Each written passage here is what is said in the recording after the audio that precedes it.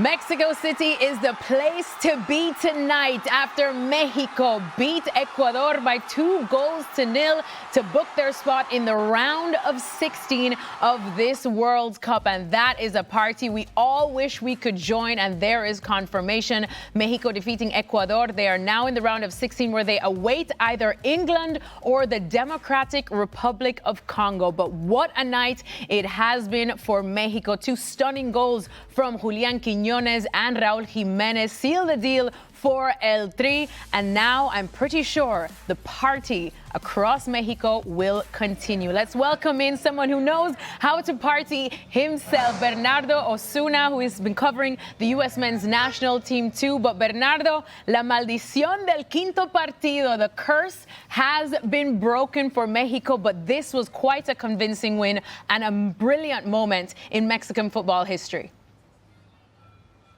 Absolutely, Alexis. I think El Quinto Partido has been something that Mexico's been talking about forever. And finally, in front of an Azteca stadium that came out to support, despite the delay, despite the rain, lightning, thunder, El Dios Tlaloc could not be kept at bay, but neither could this Mexican national team squad. And it was that trident of attack that has just been so effective for Javier Aguirre. And it's the youth in the midfield as well.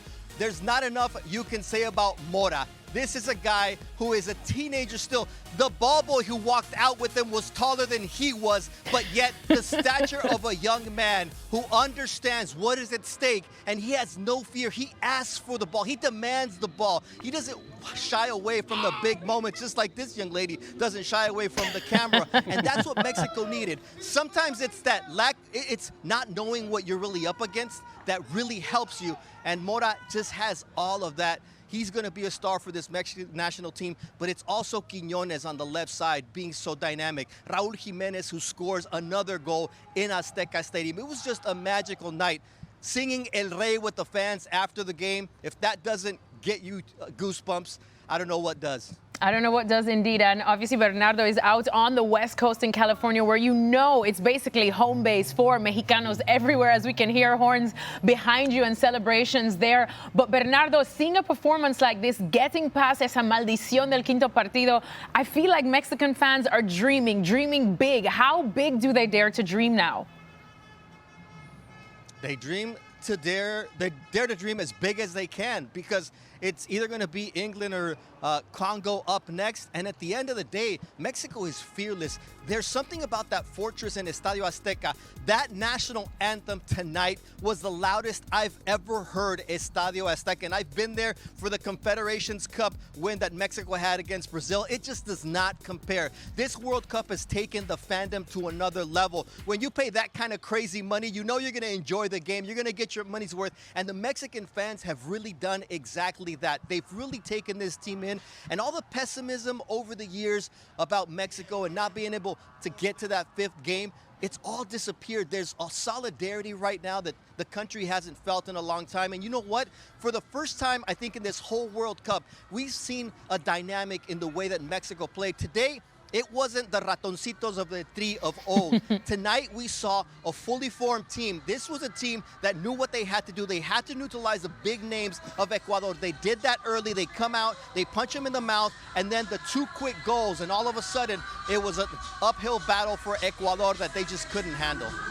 Well, with the bandera de Mexico behind you, Bernardo, we're going to thank you so much and let you go and celebrate, because I'm pretty sure California, as well as Mexico, is definitely the place to be tonight. Thank you, Bernardo.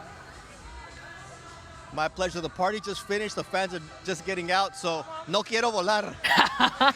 No quiero volar, indeed. Stevie, what's also even more impressive from Mexico right now, too, is that they have yet to concede a goal. But they're finally playing that sexy football that everyone says they kind of wanted to see.